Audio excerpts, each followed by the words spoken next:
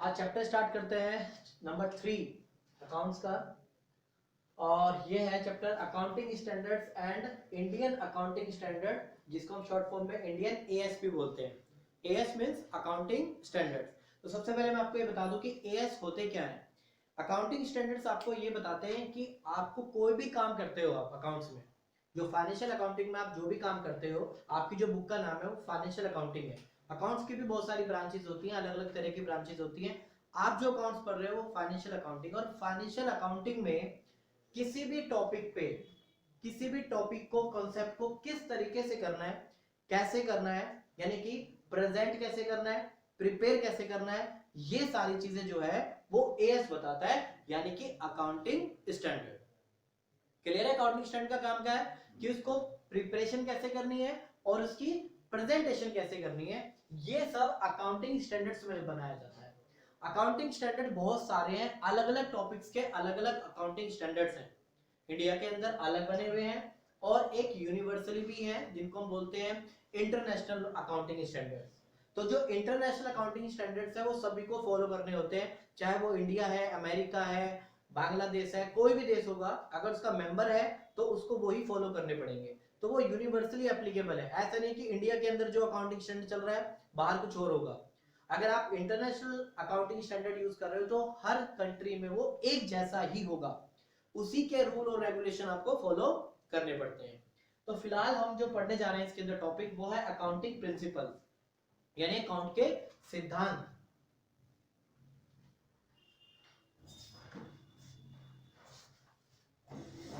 तो accounting principles क्या कहते हैं, आपको सबसे पहले ये देखना है। अकाउंटिंग प्रिंसिपल्स एक क्या है, रूल्स है, जिसको अडॉप्ट करता है कौन? Accountant, universally while recording the accounting transactions. जब एक अकाउंटेंट जब कोई भी ट्रांजैक्शन रिकॉर्ड करता है तो रिकॉर्ड करते वक्त उसमें जो भी रूल रेगुलेशन फॉलो करने होते हैं वही होते हैं अकाउंटिंग प्रिंसिपल्स। तो अकाउंटिंग प्रिंसिपल्स क्या है? रूल्स है, जो कौन फॉलो करता है? अकाउंटेंट। कब करता है फॉलो? जब वो उसको रिकॉर्ड करता है। कोई भी ट्रांजैक्शन रिकॉर्ड करते वक्त उसके रूल रेगुलेशन जब एक अकाउंटेंट फॉलो करता है वो होते हैं आपके अकाउंटिंग प्रिंसिपल्स, यानी अकाउंट के सिद्धांत। क्लियर है? तो जब भी आपसे कोई क्वेश्चन पूछा जाएगा व्हाट इज अकाउंटिंग प्रिंसिपल्स, तो आप बताओगे accounting principles are rule and regulation which is followed by accountant during the recording the transactions. और ये सभी के लिए सेम है, यूनिवर्सली कोई एक देश या दो देश के लिए नहीं, सभी के लिए। अगर कोई भी स्टैंडर्ड बना दिया जाता है, कोई भी प्रिंसिपल बना दिया जाता है, प्रिंसिपल सभी को फॉलो करना होता है। लाइक चाय बनानी, तो चाय बनाने का जो प्रिंसिपल है वो सभी जगह सेम प्रोसीजर होता है ना। ऐसा थोड़ी ना होता है कि कोई कब कोई कब, ऐसा नहीं होता है। सभी जगह क्या होता है? सेम अप्लाई होता है। अब बात करते हैं अकाउंटिंग प्रिंसिपल्स के फीचर्स। कौन बनाता है इन्हें? कोई भगवान ने आके नहीं बनाया है, हमने आके बनाया। यानी ये क्या है? मैनमेड है। और मैनमेड है तो इसलिए फ्लेक्सिबल भी होंगे। फ्लेक्सिबल का मतलब ये होता है कि कोई स्थिर नहीं है, जैसे जैसे समय बदलता जा रहा है इनमें चेंजेस होती चली जा रही है। तो इनको क्या बोलते हैं हम कि अकाउंटिंग प्रिंसिपल्स कैसे हैं? फ्लेक्सिबल है। तो जब भी कोई चीज मैनमेड होती है तो वो फ्लेक्सिबल जरूर होती है, राइट? तो फ्लेक्सिबल का मतलब है उसमें कुछ अप डाउन्स होते रहते हैं टाइम टू टाइम। और जनरली एक्सेप्टेड है। जनरली एक्सेप्टेड का मतलब ये है कि अकाउंटिंग प्रिंसिपल जो जो भी बने हैं, चाहे वो गलत बने हैं सही बने हैं, फिलहाल के लिए वो आपको माने पड़ेंगे। चाहे वो अभी फिलहाल गलत है, उसमें बाद में कोई चेंजेस आ जाए, कोई सवाल ये पूछ ले कि सर अब ये चेंजेस कर दिया तो पहले क्या गलत था? नहीं, पहले जो भी था, चाहे गलत था सही था, आपको क्या करना पड़ेगा? वो एक्सेप्ट करना पड़ेगा। क्योंकि एक्सेप्ट करने का रीजन ये है कि जितने भी अकाउंटिंग स्टैंडर्ड है या अकाउंटिंग प्रिंसिपल है वो किसने बनाए हैं? आईसीएआई ने। यानी कि आईसीएआई कौन है? हमारे देश की अकाउंटिंग बॉडी है। हमारे देश में कौन चलाता है? हमारे देश की अकाउंटिंग बॉडी कौन है? आईसीएआई का फुल फॉर्म है Indian institute of chartered accountant of India. Institute of chartered accountant of India हमारे देश की अकाउंटिंग बॉडी है, दूसरे देश का नहीं बता रहे, हम अपने देश की अकाउंटिंग बॉडी बता रहे हैं कि हमारे देश की अकाउंटिंग बॉडी कौन है? आईसीएआई। वही यहाँ पर क्या बनाता है? सारे प्रिंसिपल्स बनाता है या उनमें चेंजेस करता है। तो जो भी उसका मेंबर है, लाइक जितने भी चार्टर्ड अकाउंटेंट है वो आईसीएआई के मेंबर्स हैं, और वही मेंबर सारे मिलकर क्या बनाते हैं? अकाउंटिंग प्रिंसिपल्स बनाते हैं, इसलिए उनको मैन मेड बोला जाता है। और टाइम टू टाइम जैसे जैसे उसमें देखो हर चीज पर रिसर्च चलती है, तो अकाउंटिंग प्रिंसिपल्स पे भी रिसर्च चलती रहती है, तो और बेटर प्रेजेंटेशन बनाने के लिए और बेटर चेंजेस करने के लिए उनमें थोड़ा बहुत टाइम टू टाइम फ्लेक्सिबल यानी चेंजेस होते रहते हैं। और जो भी चेंजेस होंगे वो सभी को क्या करने पड़ेंगे, एक्सेप्ट करने पड़ेंगे। ऐसा नहीं कि कोई कहेगा नहीं मैं तो पुराने वाले तरीके से करूंगा, नहीं ये नए वाले तरीके से करेंगे। सभी को जो भी चेंजेस होंगे या जो भी प्रेजेंट में प्रिंसिपल होगा वो सभी को फॉलो करना पड़ेगा, राइट। तो हम चैप्टर में अकाउंटिंग स्टैंडर्ड्स कर रहे थे। अकाउंटिंग स्टैंडर्ड्स क्या बताते हैं आपको, किसी भी चीज को कैसे प्रिपेयर और प्रेजेंट करना है, दैट इज अकाउंटिंग स्टैंडर्ड। और हमारे देश की अकाउंटिंग बॉडी कौन है, ICAI। तो उसमें हम टॉपिक पढ़ रहे थे पहला अकाउंटिंग प्रिंसिपल्स क्या होते हैं। प्रिंसिपल्स होते हैं रूल और रेगुलेशन, जब एक अकाउंटेंट अपने ट्रांजैक्शंस को रिकॉर्ड करने के टाइम पर ध्यान में रखता है, that is accounting principle, right. अब कुछ असम्पशंस है अकाउंट्स की, वो नेक्स्ट में देखते हैं, इतने फटाफट नोट डाउन करो।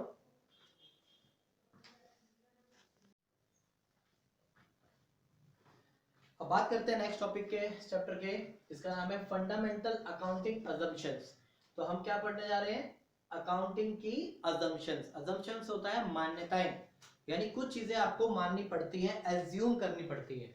जो एज्यूम करनी पड़ती हैं उन्हीं चीज को क्या बोलते हैं, असम्पशंस। तो 1 मार्कर का क्वेश्चन आ सकता है कि अकाउंटिंग असम्पशंस कितनी है। पहला ऑप्शन होगा 2, 3, 4 या 5। तो आपकी कितने अकाउंटिंग असम्पशंस होती है, 3। Number 1, number 2 and number 3। तो जो फर्स्ट असम्पशंस है उसका नाम है गोइंग कंसर्न असम्पशंस, राइट। कौन सी है, गोइंग कंसर्न असम्पशन। अब गोइंग कंसर्न क्या होता है, एक बात बताओ, जब आप बिजनेस स्टार्ट करते हो तो बिजनेस स्टार्ट करते हो क्या आप ये सोचते हो कि हम 2 साल बाद बंद कर देंगे या 6 महीने बाद बंद कर देंगे या हम आगे जाके बहुत ऐसा बड़ा करेंगे, मतलब बढ़ाने की सोचता है ना बंदा, क्या सोच नहीं सोचता कि बंद कर देंगे या फिर नियर फ्यूचर में क्लोज कर देंगे या अपना जो स्केल है वो थोड़ा डाउन कर देंगे, बिजनेस का लेवल डाउन कर देंगे, क्या ये चीजें सोचते हो। ये सोचा जाता है कि जब बिजनेस स्टार्ट किया जाता है तो बिजनेस लंबे टाइम तक चलता जाएगा, यानी कि इनफाइनाइट पीरियड तक चलता जाएगा, बंद कभी भी नहीं होगा। तो ये एजम्पशन होती है कि जब बिजनेस स्टार्ट होता है तो स्टार्ट करते वक्त आप ये सोचते हैं कि बिजनेस हमारा चलता जाएगा। तो क्या कहता है, it is assume that business shall continue for foreseeable, यानी कि इनफाइनाइट पीरियड तक चलता जाएगा, and there is no intention to close the business और स्केल डाउन, यानी उसका बिजनेस हम आसपास उसको बंद नहीं करेंगे, ये इंटेंशन सोचते हैं, ना ही उसका स्केल डाउन करेंगे, बिजनेस चलता जाएगा कहां तक, इनफाइनाइट पीरियड तक चलता जाएगा। तो ये पहली असम्पशन है जिसका नाम है गोइंग कंसर्न। गोइंग कंसर्न का मतलब है बिजनेस जो है लंबा चलता जाएगा, बीच में बंद नहीं होगा, ये एज्यूम करके चलते हैं। अच्छा, जैसे कि इसका एग्जांपल दिया मैंने, a machinery purchase is expected to last 10 year. जब हम कोई मशीनरी परचेज करते हैं तो एज्यूम ही करते हैं ना कि 10 साल चलेगी या 15 साल चलेगी, ये थोड़ा एज्यूम करते हैं ये पहले की एग्जैक्ट 5 साल हो जाएगी। एज्यूम किया जाता है, होने का तो कल खराब हो जाए, हो सकता है 20 साल में खराब ना हो, तो एज्यूम की जाती है ना लाइफ तो कि 5 साल चलेगी या फिर 10 साल चलेगी, तो ये भी तो एज्यूम कर रहे हैं। तो इसलिए बिजनेस की लाइफ को भी एज्यूम किया जाता है कि वो क्या होगी, इनफाइनाइट पीरियड तक चलती जाएगी, आपका कोई इंटेंशन नहीं होगी इसको बंद करने की या उसका स्केल डाउन करने की। तो ये कहलाता है आपका गोइंग कंसर्न असम्पशन। सेकंड है आपकी कंसिस्टेंसी। कंसिस्टेंसी का मतलब होता है ठहराव, यानी कि जो चीज बार बार की जाती है। एक बच्चा फर्स्ट क्लास से 10th क्लास तक लगातार फर्स्ट आता गया, तो उस बच्चे में क्या है, कंसिस्टेंसी है, बच्चा की फर्स्ट आता गया है। या एक बच्चा हर क्लास में लेट आता है तो उसकी क्या बोलेंगे कि इस बच्चे की कंसिस्टेंसी है कि वो लेट ही आता है। तो अकाउंट में कंसिस्टेंसी का मतलब क्या है कि अकाउंट्स में बहुत से ऐसे मेथड होते हैं कि मतलब वो बहुत से ऐसे मेथड्स हैं जिनके कई सारे होते हैं, जैसे 2-4 मेथड होते हैं, यानी कॉन्सेप्ट ऐसे होते हैं जिनके बहुत सारे मेथड्स होते हैं। उस मेथड में से क्या आप सारे मेथड अप्लाई कर दोगे, किसी कॉन्सेप्ट के ऊपर आपके 4 मेथड है और चारों मेथड जो है इक्वली फिट होते हैं, यानी चारों मेथड अकाउंट्स के लिए फिट है, पर चारों में से लगाओगे तो एक ना। तो अकाउंटिंग असम्पशंस में ये कहता है कंसिस्टेंसी में कि अकाउंट्स में जो भी मेथड्स है उन मेथड में से एक मेथड को अडॉप्ट करो उसी को चूज करो और इसको अप्लाई करो ईयर आफ्टर ईयर। बार बार चेंजेस करने की जरूरत नहीं है। समझ रहे हो पॉइंट? कहता है accounting practice one selective, accounts में मेथड्स में से आप एक सिलेक्ट करें और उसी को अडॉप्ट करें और उसको ही अप्लाई करें कंसिस्टेंटली ईयर आफ्टर ईयर, यानी उसी मेथड को बार बार आगे चलाते रहो। इसके बारे में और डिटेल में भी बताऊंगा मैं, ये भी मैं हटा दूंगा, तो इसके बारे में डिटेल में भी एग्जांपल पढ़ेंगे। तो कंसिस्टेंसी कांसेप्ट क्या कहता है, कंसिस्टेंसी अजम्पशंस क्या कहती है कि बिजनेस के अंदर बहुत सारे मेथड्स होते हैं किसी भी कांसेप्ट के, उन मेथड में से आप एक को क्या करेंगे, सेलेक्ट करेंगे और उसको अडॉप्ट करेंगे और शुड बी अप्लाई, उसी को अप्लाई करोगे आप ईयर आफ्टर ईयर। जैसे मैं एक एग्जांपल लेता हूं कि अकाउंट्स में पीरियड होते हैं दो तरह के, एक आपका कैलेंडर ईयर होता है और एक आपका फाइनेंशियल ईयर होता है। कैलेंडर ईयर मींस जो जनवरी से स्टार्ट होता है और दिसंबर में खत्म होता है। या तो आप बिजनेस अपना इस अकाउंटिंग ईयर पे चलाओगे या फिर अप्रैल से मार्च वाला। क्या ऐसा होगा कि एक साल आप एक ये कैलेंडर ईयर ले लेते हो और एक साल दूसरे साल आप फाइनेंशियल ईयर ले लेते हो? क्या ऐसे करते हो? आप एक मेथड चूज करते हो इनमें से और इसी को क्या करते रहते हो, अप्लाई करते रहते हो। तो यही कहता है मेथड कि आप कोई भी एक मेथड चूज करो और इसी को अप्लाई करते रहो ईयर आफ्टर ईयर। इसका बेनिफिट क्या होगा कि आप अपने अकाउंट को इजीली अंडरस्टैंड कर पाओगे, कंपेयर कर पाओगे किससे, पिछले सालों से, पास्ट ईयर से आप अपने ही अकाउंट्स को कंपेयर कर पाओगे। एक साल तो आपने अलग अकाउंट बना दिए अलग मेथड से, दूसरे साल वही अकाउंट अलग मेथड से बना दिए, क्या कंपेयर कर पाओगे? कंपेयर तो जब करोगे ना जब मेथड क्या चलता रहेगा, सेम चलता रहेगा। अगर मेथड अलग अलग अप्लाई करते रहोगे तो आप अपने ही अकाउंट्स पास्ट ईयर से कंपेयर नहीं कर पाओगे, ना उसको प्रॉपर आप अंडरस्टैंड कर पाओगे, राइट? तो प्रॉपर अंडरस्टैंडिंग और कंपेरेबल बनाने के लिए हमें कंसिस्टेंसी अजम्पशंस को ध्यान में रखना चाहिए। ये मेथड कहता है कोई एक ही पर्टिकुलर, मैं ये नहीं कह रहा कि ईयर के लिए वो है आपका अप्लाई होता है, कोई भी मेथड के लिए है कि आप मेथड को अप्लाई करो और उसी को, उस मेथड को आप आने वाले सालों तक यूज करते रहो। चेंजेस तभी करो। अब एक स्टूडेंट पूछता है कि सर क्या चेंज हो ही नहीं पाएगा? हो सकता है चेंज, पर वो चेंज आप लंबे पीरियड में करें और चेंज करना जब पड़े, जब आपको लगे कि आपके अकाउंट्स ज्यादा अच्छी प्रेजेंटेशन हो रही है उस मेथड को चेंज करने से, तो तभी चेंज करें। ऐसा नहीं कि आप ऐसे ही चेंज कर रहे हो।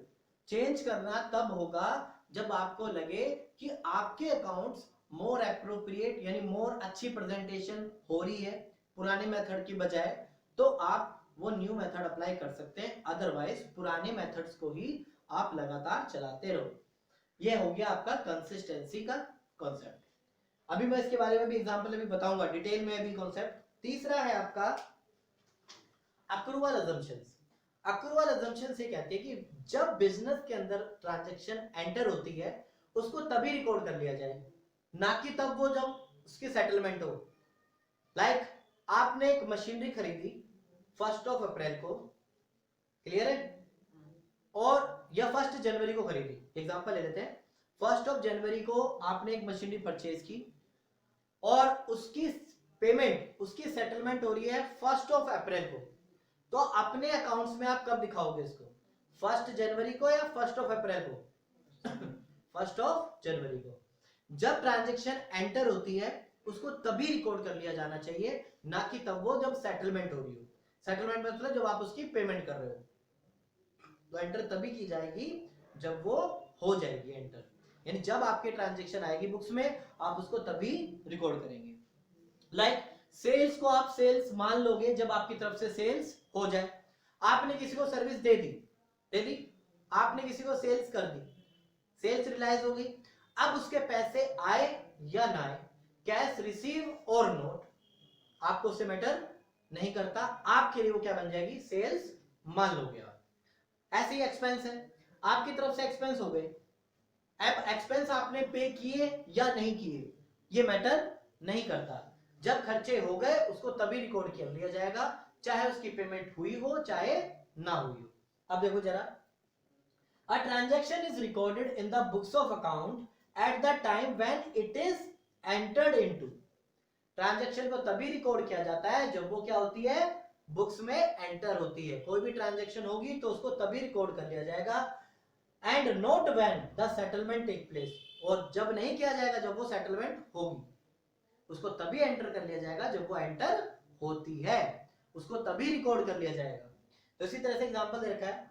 दस इस प्रकार रिवेन्यू इज रिकॉग्नाइज्ड, रिवेन्यू को मान लिया जाता है, रिवेन्यू मींस होते हैं sales, sales is recognised when it is realised, यानी कि that is when sale is complete, आपकी तरफ से सेल कंप्लीट हो गई या सर्विस आपने रेंडर, आपकी तरफ से सर्विस रेंडर हो गई, तो इट इज इमैटेरियल, इमैटेरियल का मतलब होता है कि वो मैटर नहीं करता, यानी वो चीज इंपॉर्टेंट नहीं करती, चाहे कैश आपको रिसीव हुआ हो चाहे आपको ना हुआ हो, यानी कि पेमेंट आपको मिली हो चाहे पेमेंट आपको ना मिली हो, सेल्स को मान लिया जाएगा कि वो सेल्स है।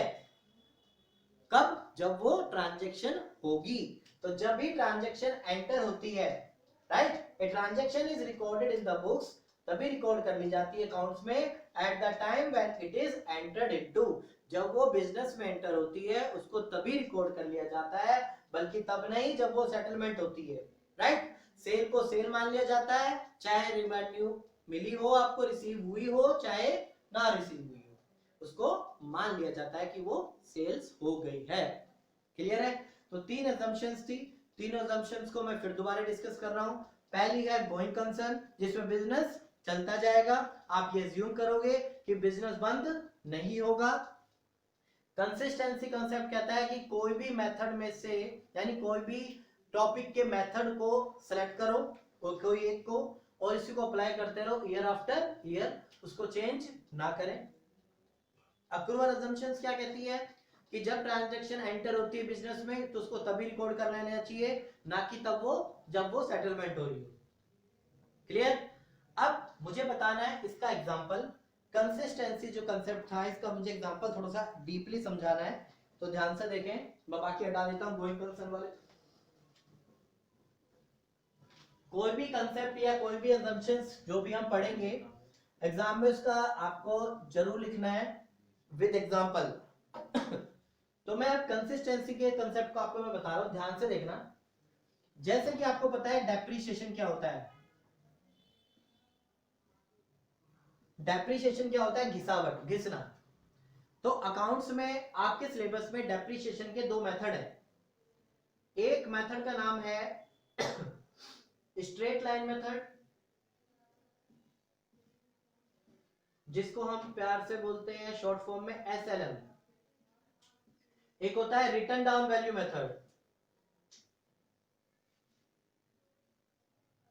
यानी WDV। ये दोनों क्या है? इक्वली फिट है, यानी बोथ आर एक्सेप्टेबल, यानी आप इनमें से कोई भी क्या कर सकते हो? अप्लाई कर सकते हो अकाउंट्स में, बट आप लगाओगे तो एक ना, तो आप इन दोनों में से क्या करोगे? एक को चूज करोगे और इसी को अप्लाई करोगे आप ईयर आफ्टर ईयर।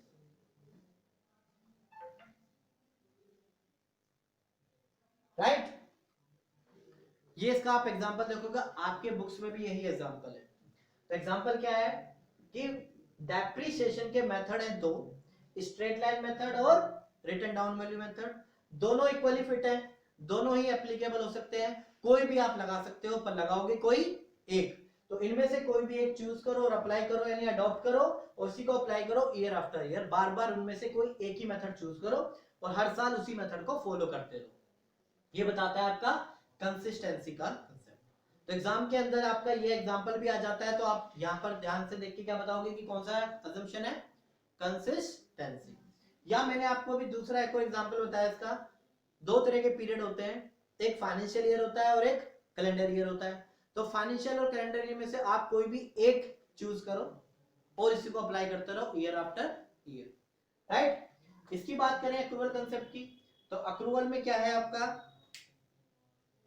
इसका यहाँ पे मैं आपको बताता हूँ अक्रूवल का, कि आपने कोई ट्रांजेक्शन 1 जनवरी 2019 को की, राइट?